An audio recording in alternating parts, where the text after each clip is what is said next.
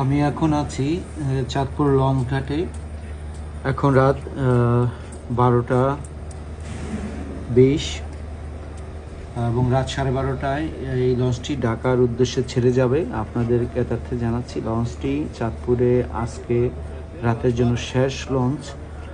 হয়তো বরিশালগামী লঞ্চ আসা যাওয়া কিছু করছে বা আসা যাওয়া করে। তো আমরা দেখতে পাচ্ছি ঘাটে লঞ্চটি আছে।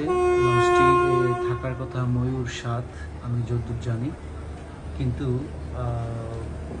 মেবি মনে হচ্ছে ব্রিটিশ ময়ূর 7 নয়, ময়ূর 10। আসলে এই সময়ে ময়ূর 7 থাকার কথা। যাই হোক, কী কারণে শিডিউল এলোমেলো হয়েছে জানি না। তো লঞ্চটি ছেড়ে যাবে রাত 12:30টায় ঢাকার উদ্দেশ্যে। তো চাঁদপুর লঞ্চ ঘাটটি আপনারা দেখতে পাচ্ছেন।